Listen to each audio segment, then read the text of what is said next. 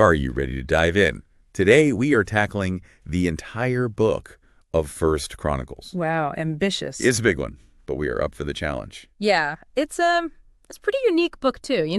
It's not like a typical narrative. Yeah. It's more like this intricate tapestry woven together with like extensive genealogies and vivid stories that highlight key moments in Israel's history. It's like, bam, hit with a wave of names and lineages, and then all of a sudden we're thrust into like a battle or, a story about a king. You got it.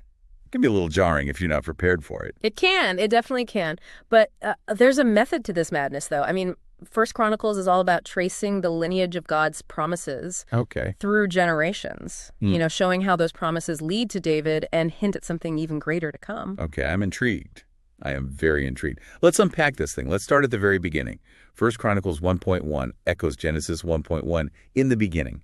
Talk about setting the stage. It's like the author saying, hey, we're going way back to the origins of everything. Yeah, they're setting the stage right from the start, connecting Israel's story to the grand narrative of creation, placing their history within God's larger plan for humankind. And then we're immediately thrown into these incredibly detailed genealogies, listing everyone from Adam to Noah to Abraham, Isaac, and Jacob, who we know is Israel. It's like, attending this family reunion with all of history's biggest names. I love that. A family reunion with history's biggest names. Okay. But, it's easy to get lost in this list, but they serve a specific purpose to demonstrate how God's promises, first given to Adam and then reaffirmed to Abraham, flow down through the generations. Okay. Each name represents a link in that chain, ultimately leading to the establishment of the Davidic kingdom. Oh, that's so fascinating to see how carefully the author lays out this foundation, right? Yeah. Like building this intricate family tree to show us exactly how we get from Adam to David. Right. It really emphasizes that sense of continuity and God's faithfulness across generations. Speaking of family drama, let's talk about Reuben's downfall and Judah's rise. So in 1 Chronicles 5.122, we learn why Reuben, the firstborn son, gets totally bypassed for the birthright. Can you imagine being the oldest and losing out on the inheritance? Ouch. Yeah, there was a reason for that, though. Yeah. Reuben committed a serious transgression, and as a result, his line is passed over. Wow. It's a reminder that choices have consequences, even for those in positions of power. This shift puts Judah's line in the spotlight, and it's from Judah that David and ultimately Jesus descend. So it's like a historical whodunit of who will lead the nation. Exactly. Okay, and speaking of leadership, how about we talk about music? It might seem like kind of a strange jump, but in 1 Chronicles, particularly during David's reign, music and organized worship take center stage with the Levites playing a crucial role. 1 Chronicles 6 even names specific Levites appointed for music. Heman, Asaph, and Ethan. Do those names ring a bell? They should. They should. Many of the Psalms are attributed to these very figures, No. suggesting a deliberate connection between First Chronicles and the Book of Psalms. Okay. Music wasn't just entertainment for them.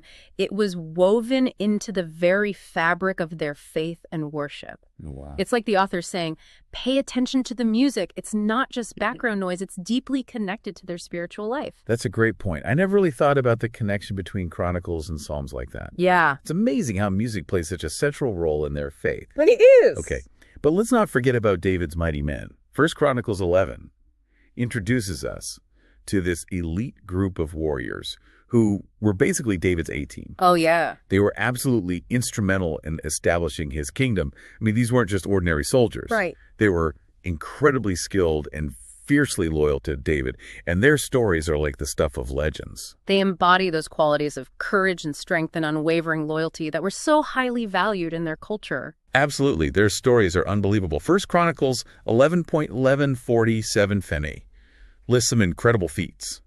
We're talking about Jashobeam, who single-handedly killed 300 men in one battle. Wow. Or Eleazar, who held his ground against the Philistines even when everyone else retreated. That's incredible. Can you imagine the courage that it would take to do something like that? It's hard to fathom. And what about those 3 warriors who risked their lives just to get David water from the well in Bethlehem? It was surrounded by enemy troops.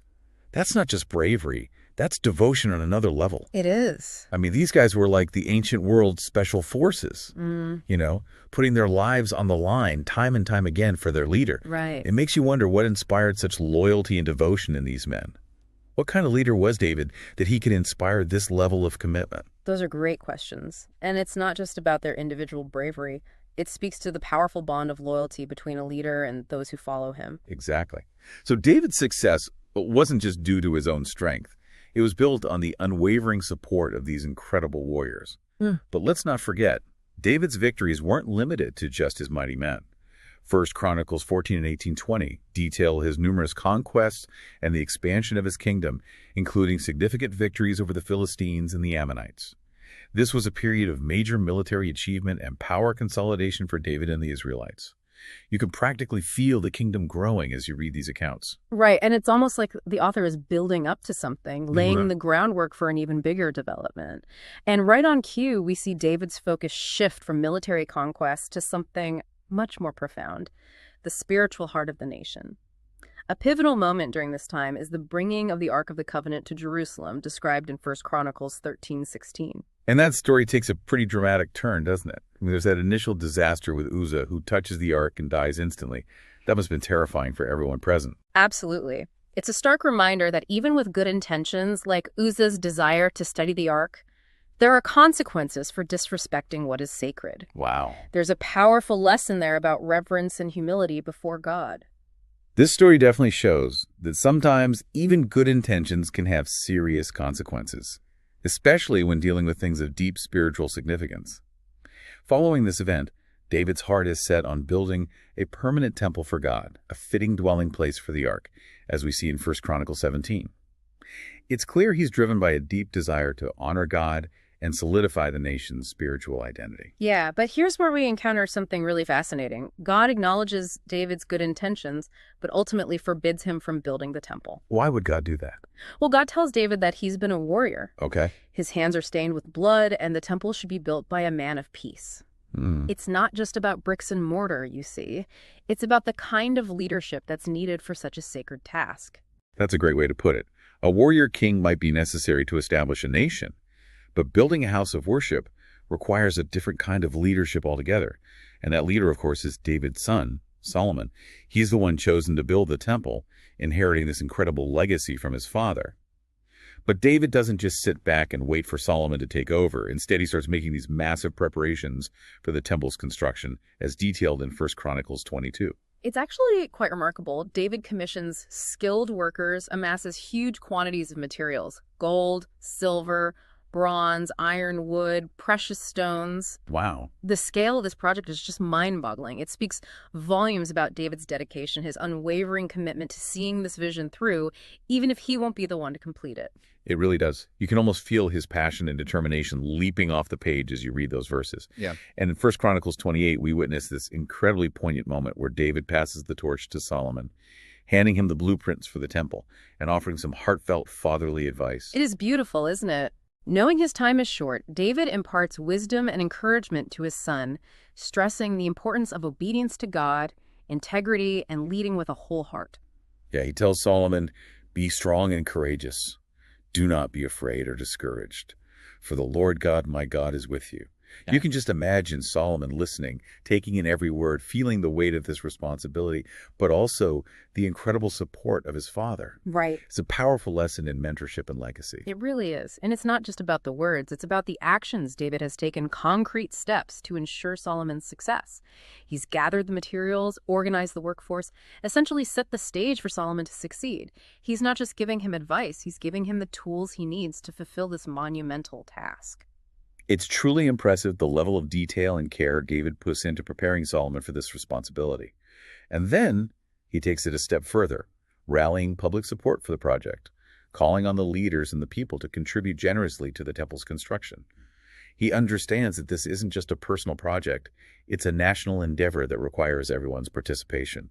And the response is simply overwhelming. 1 Chronicles 29 describes this incredible outpouring of donations: gold, silver, bronze, iron, precious stones. It's like everyone, from the wealthiest leader to the humblest citizen, wants to be a part of this.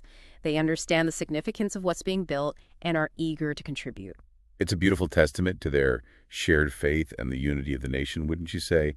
Everyone working together, driven by a common purpose to make David's vision a reality. It's inspiring, really. Absolutely.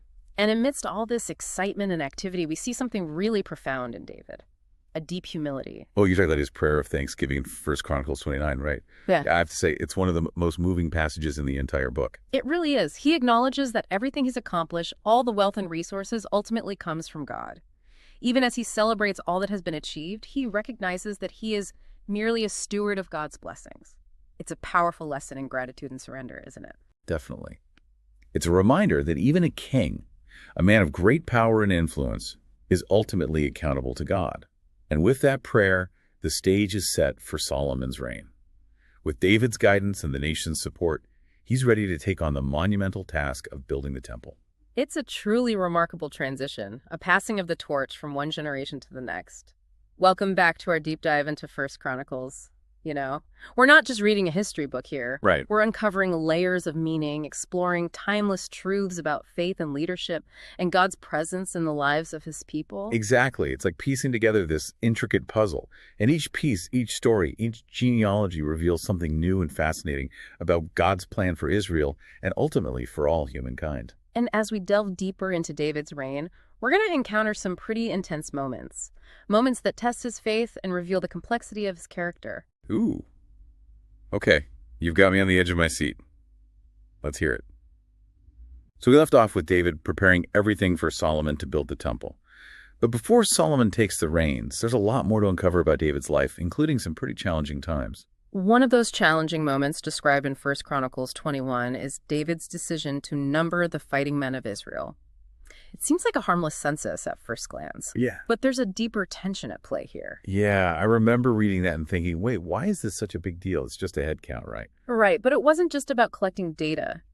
The text suggests that David's motivation was rooted in pride, in a desire to assess his own military strength to revel in the might of his armies. Oh, okay. It's as if he momentarily forgot that true strength comes from God, not from the size of your army. So this seemingly simple act of taking a census was actually a sign of David's misplaced trust, a moment where he leaned on his own power instead of relying on God. Exactly. That's a pretty subtle but profound insight, isn't it?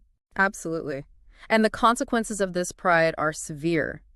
God gives David 3 devastating options for judgment: 3 years of famine, 3 months of being pursued by enemies, or 3 days of plague. Wow. Imagine being faced with that choice. Oh my goodness. Each option is terrifying, and it underscores the gravity of David's mistake. It really puts things into perspective, doesn't it? It's a stark reminder that even great leaders like David, men after God's own heart, are capable of making grave mistakes.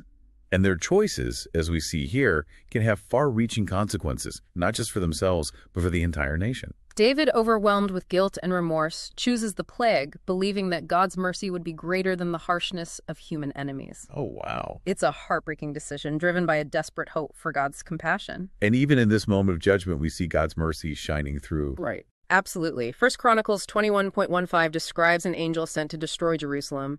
But as the destruction unfolds, God relents, seeing the suffering of his people. It's a powerful image of God's justice, tempered by his love and compassion.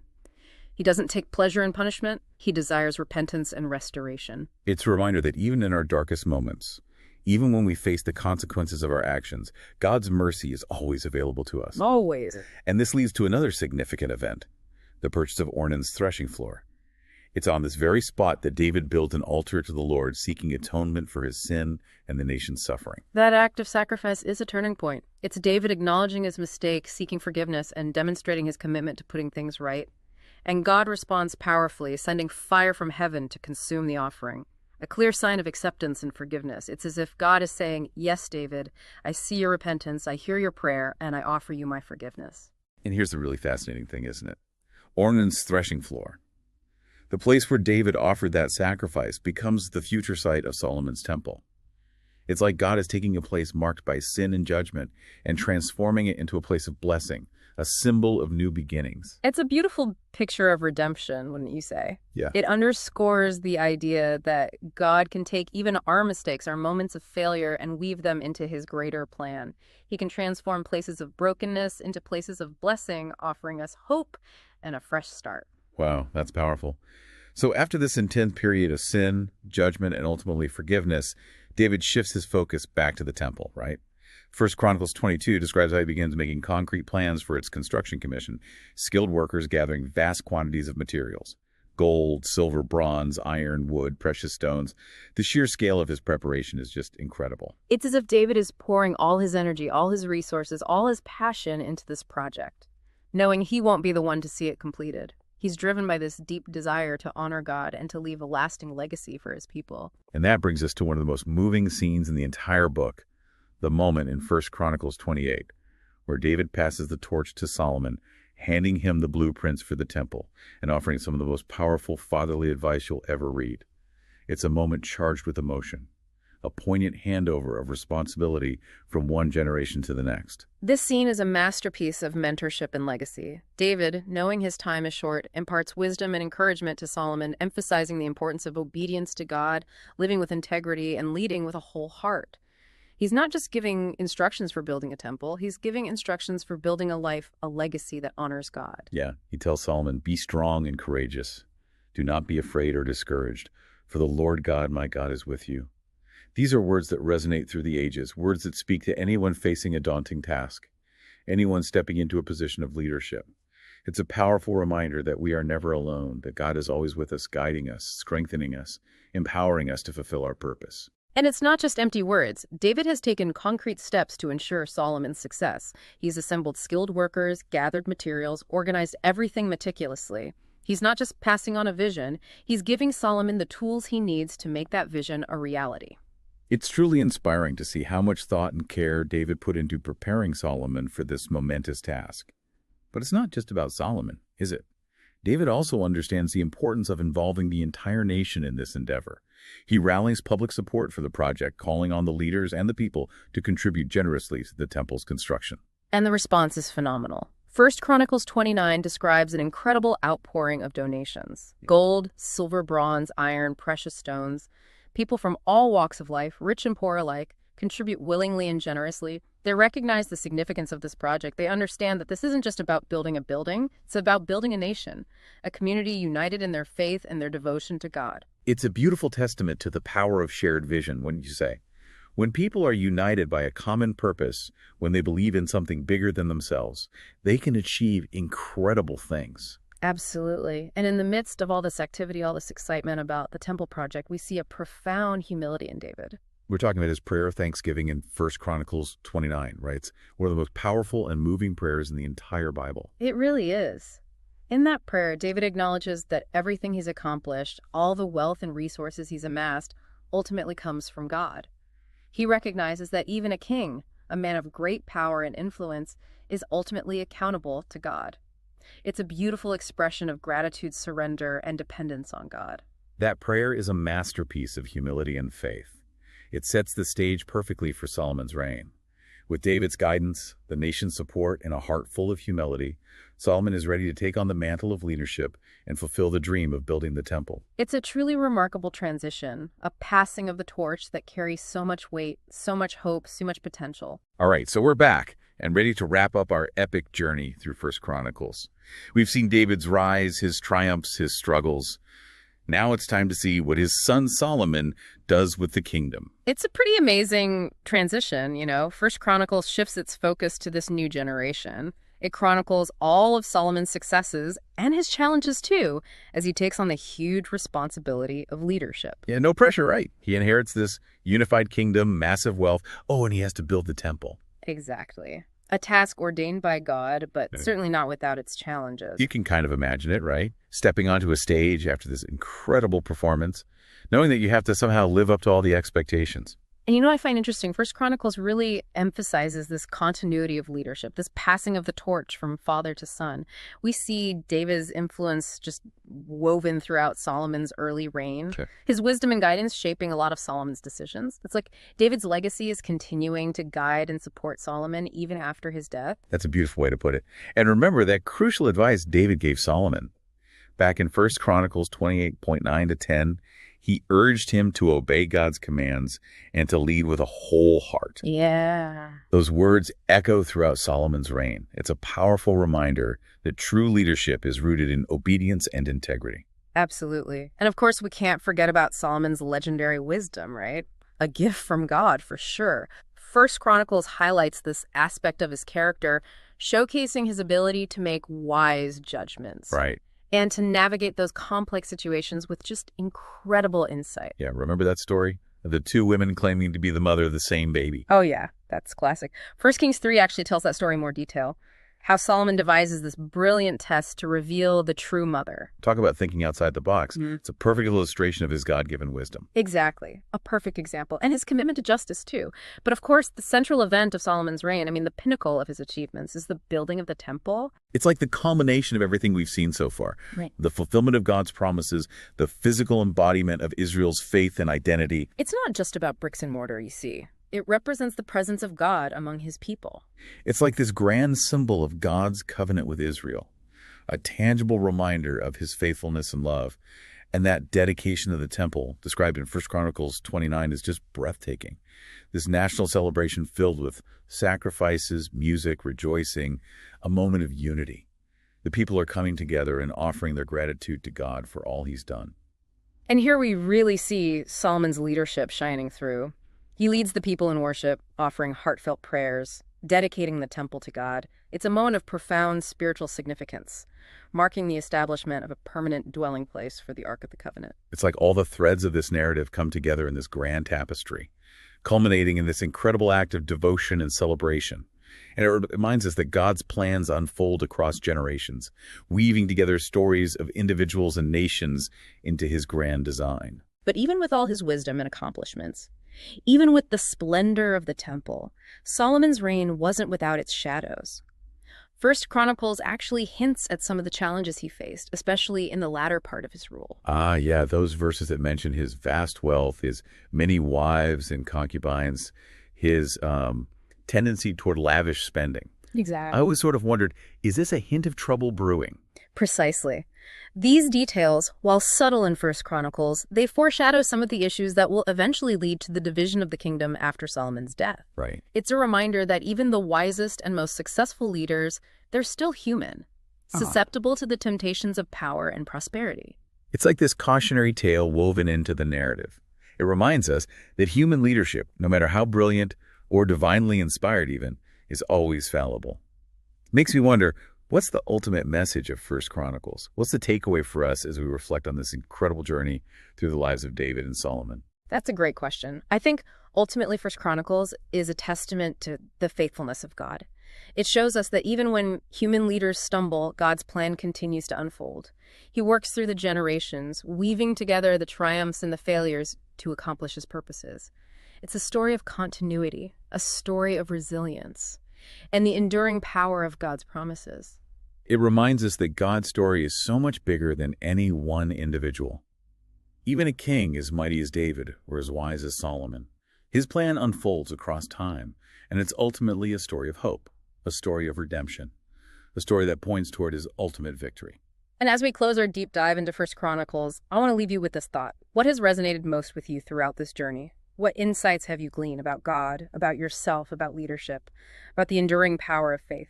1 Chronicles is a book rich with wisdom, waiting to be discovered, and applied to our lives today. Yeah, it's been an incredible journey, and we've only just scratched the surface of this book. But I really hope it sparked your curiosity to explore it further on your own. Thanks for joining us on The Deep Dive.